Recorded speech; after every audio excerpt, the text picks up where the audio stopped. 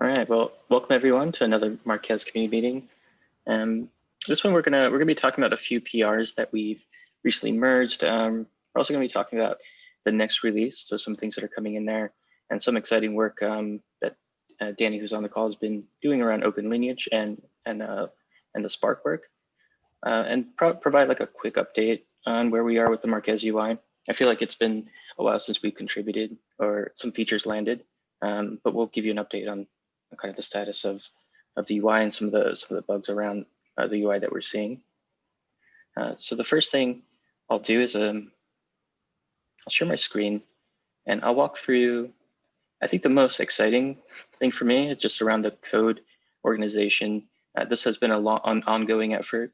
When we originally started the project, we decided that we would have separate repos, which would allow teams to own the project and have their own life cycles and release cycles. But we ended up realizing that was a bit difficult to align changes to the core API, and then those would actually take effect on the clients and also some of the work we've done with Airflow around the quick start guide. So we realized that a lot of the repos themselves, though they were active, it was hard to align releases. So what this allows us to do is now when we do a release to Marquez, whether it's a client a bug fix or whether it's a core API feature in Marquez, what we're able to do now is just release everything with the same SEM version, which is pretty exciting. I think just having CI run all of our tests, as well as integration tests for Airflow, and also some ongoing work we're doing with Spark, it's pretty nice. So we finally kind of got to the last one. So we went through and merged or deprecated a lot of these modules.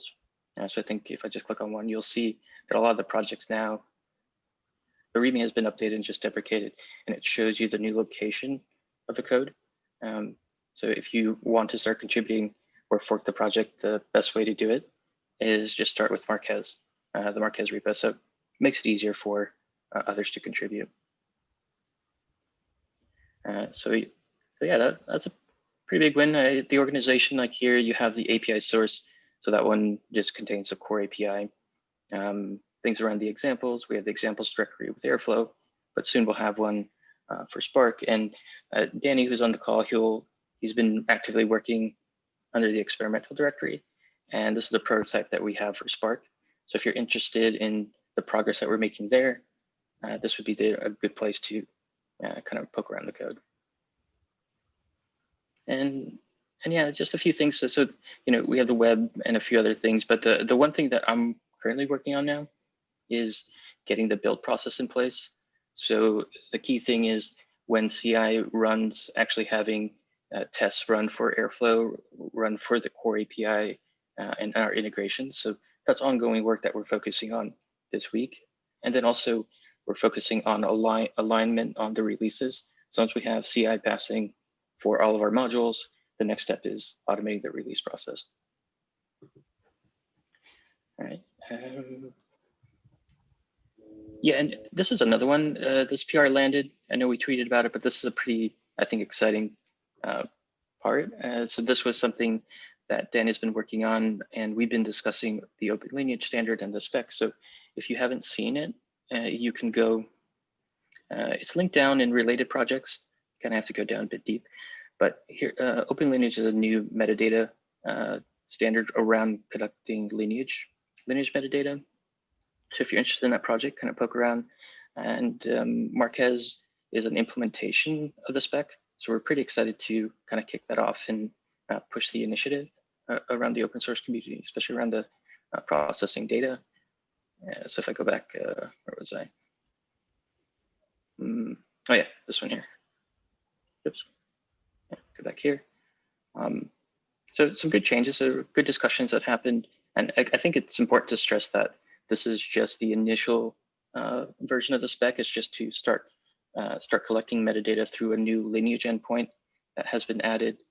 We're working on the release that will allow you to start testing things out. I think the long-term goal for us is start a lot of the integration work that we're going to be doing is going to be using the open lineage standard, which posts metadata to the lineage endpoint. So more to come on that.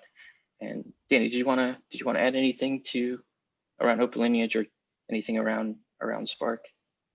Spark Worker UI? No, not at this time. We can talk about the Spark stuff Okay. next meeting. It's still in PRs. Okay, yeah, that's true. Yeah, so there's a few things. Good point. Yeah, there's ongoing work around the Spark integration. So things that will be reviewed and merged in. And I think the most exciting part is I think Danny, you mentioned GraphQL in previous community meetings that we've had, and now there's a PR that introduces this. So it's still in draft, but it's really coming along. So that's going to be exciting to be added to the Marquez project in general. So pretty exciting. Yeah, I could do a quick demo of that. Hey, yeah, we're open to it. So I'm gonna stop sharing and let's see. Let's see what you've been up to. All right. So this came out of a hackathon at Datakin. So we sort of wanted a little bit more of an expressive way to interact with our APIs and to like get our data out and see it and interact with it. So what we did was we took the logical data model and like the database backing it, and just constructed a a GraphQL endpoint and worked it in so it can be you can access it on this URL path when you start the Marquez server, and then you specify the GraphQL endpoint path. And so what you can do here is, let me move this a little bit. It's a very like easy, it has like a lot of type safety, a lot of code completion. So I can see sort of what fields are under each level as I try to like recurse through the Marquez data model. So if I wanted to know, like who owned a particular namespace, so I can execute these and, well, let's not do live demos. We'll execute this and we can see, the description of the namespace, like who the owners are, and, I can recurse into the jobs node and really investigate sort of like what data is in there. What's nice is that GraphQL also automatically packs in a lot of just like introspection. It has a schema. So we can take a look at what data sets, what are in data sets, and what fields we can access. And we'll decorate this with all sorts of good documentation. So it's very easy to just recurse around in your Marquez database and see sort of what data you have in there. You can also use the GraphQL schema and like, import it into like TypeScript or whatever to, be able to get good type safety and interaction with Marquez if you wanted to. So, yeah, and that's all I have to share. So we're currently working on more root retrievers. And so like, what kind of like parameters can you put in here? Maybe like a search, you can like, be able to search in different things. And pagination for, because you may have a lot of data sets or you may have a lot of jobs, being able to paginate throughout the jobs optionally if you wanted to. So those are two things outstanding on the PR. So that should be merged in hopefully this upcoming week, and yeah, be great. Cool. Yeah, thanks. And speaking of, I think the UI and sort of the GraphQL's schema that you're able to define and then output TypeScript. Peter, is that something we can also leverage in the Marquez Web UI? Because I know. Go ahead. Sorry. Yeah, so it's something we could definitely leverage. We could, bring in a GraphQL query engine and use it to get exactly what we wanted, exactly the kind of data structure nesting without any frivolous parts to it. So that's definitely a useful tool for us as well on the web project, as well as for other web clients. So. Right. Well, Danny, thanks for the demo. Kind of excited to also test it out myself. When the PR goes from draft to review, I'll poke around and explore it. I haven't worked with GraphQL in the past, but it looks like our users are able to explore the metadata that's being collected rather than work directly with the REST APIs. So just a more flexible way. Nice.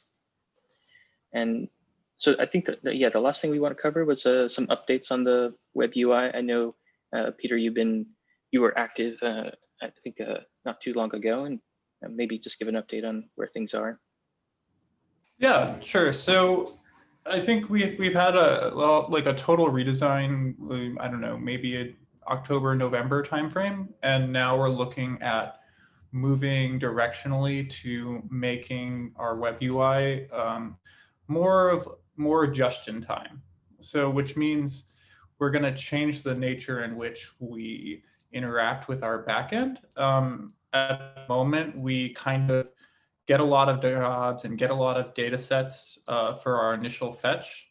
And then we build the lineage graph from the nodes we get in our initial fetch, which, so we really want to make that a little bit more scalable. We want to be able to do things like search for a particular job or data set that we're interested in, no matter how much we have in the database.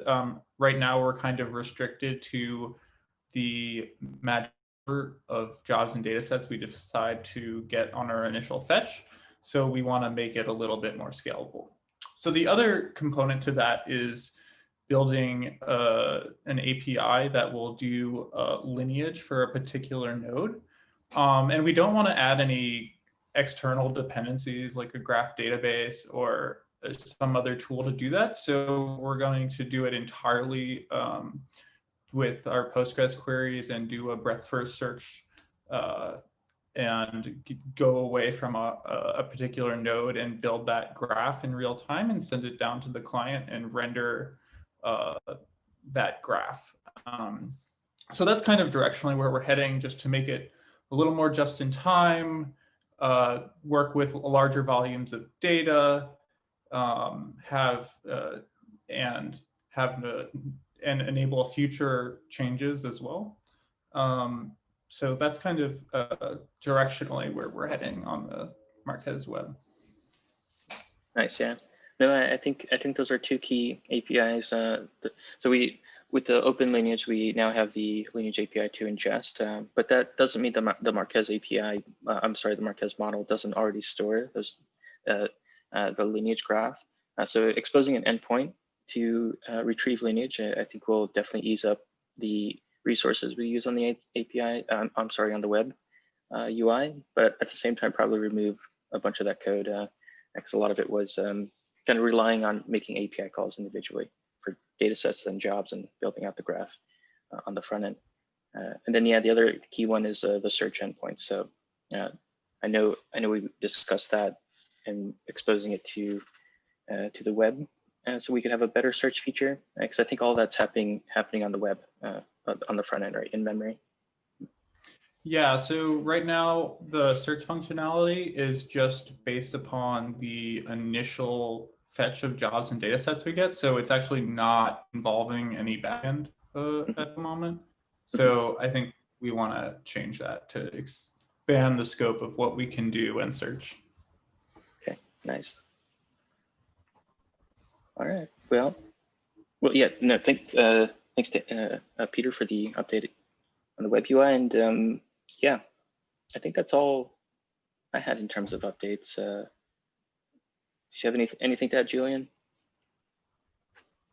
No, I think that's great. It's great to see what's coming, what is we think about in the community, and yeah, looking forward to see more feedback on those the things that have been presented today. Cool. Well, I think with that, maybe call it. Okay. Awesome. Well, great to see everyone again, and yeah, appreciate the updates from Danny and Peter. Thank you, Willie. Thank you. Yeah. All right. Thanks, Julian. See you guys.